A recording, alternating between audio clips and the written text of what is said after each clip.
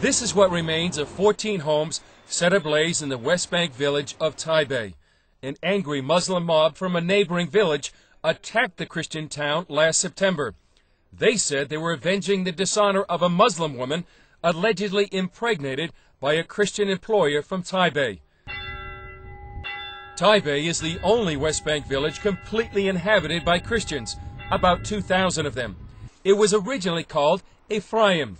It's mentioned in the Old Testament and in the book of John as a village where Jesus stayed. Mayor David Horry says the attack would not have occurred if Taibeh were a Muslim village instead of a Christian one. It happened many times between Muslim and Muslim, and what they did is most times they would just marry the girl off. And have they gave us a chance and proved that this pregnancy was from the man from Taibeh, maybe we would have married him off to that girl. Palestinian officials are downplaying what happened here, depicting it as a dispute between families, the result of an out-of-wedlock romance. But some villages insist the incident was pure religious hatred. Taibeh Christians were used as scapegoats. Some of the 400 attackers were reportedly heard shouting, "Allahu Akbar," God is great, as they threw Molotov cocktails at Christian houses. We've hidden the identity of this West Bank evangelist for his protection. We'll call him Nadim. He suggests Palestinian authorities are covering up a larger problem, a rising tide of Muslim intolerance and violence directed against the Christian minority. It's a downplay in order to avoid a bigger issue, which would be a fight on the village level when you have villages attacking other villages. It's easier for them to downplay it in order to avoid the bigger problem, which I don't know there will be enough officials around to handle it if it were to come about. The attack on the village of Taibeh is one more example of the precarious position of Christians in the West Bank and throughout the Middle East. Last February, hundreds of Druze Muslims attacked Palestinian Christians in the northern Israeli village of Mugar. Rioters damaged 125 homes and businesses after a Druze teenager spread the false rumor that Christians had posted pornographic images of Druze women on the internet. Palestinian Christians are in very dire straits. International human rights attorney Justice Weiner has researched the plight of Palestinian Christians for more than 8 years. His findings were recently published by the Jerusalem Center for Public Affairs. Weiner says Palestinian Christians are now living in fear because persecution against them is increasing. I think that the situation has been on a steep downhill for at least 12 years since Israel withdrew from the Palestinian populated areas of the West Bank and Gaza. They fear for their own lives, they fear for their family, they fear for their future as a community. A community that many Christians believe will be marginalized as the Palestinians move towards statehood. It's a hurt church, it's a suffering church. There's no mercy. This Palestinian woman suggests the marginalization of Christians has already begun. We'll call her Hanan. We've hidden her identity to protect her from retribution.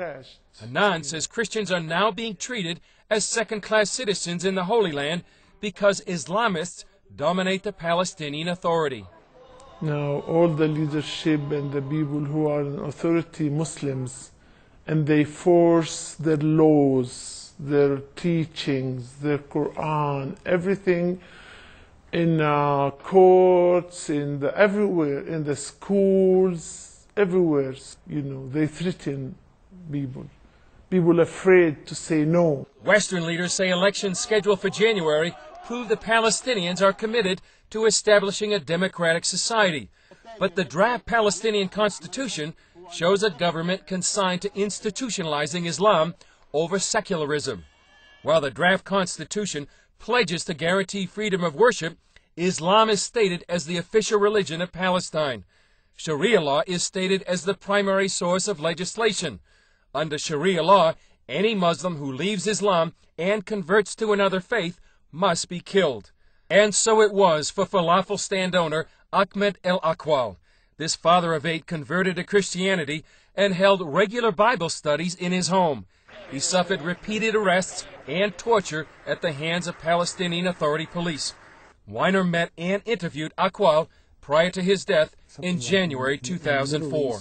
He showed me at the time the results of his what were then recent arrests, which included burns all over his body, where hut pieces of sheet metal were taken from a fire and touched to his skin.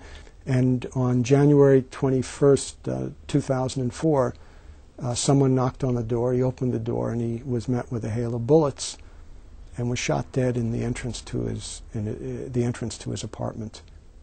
A lot of families, they are leaving because they can't do anything about what's going on. They can't take it. They can't handle it. Hanan says half of her family members left the West Bank because of persecution against them. Her family is not alone. Political instability, economic hardship, and human rights violations have caused a mass exodus of Christians from the West Bank and throughout the Middle East. One recent study shows the Christian presence in Israel, Syria, Lebanon, Jordan, and the Palestinian Authority has declined from a population of 26.4% in 1914 to less than 10% today. The city of Bethlehem, the birthplace of Jesus, was once a Christian city.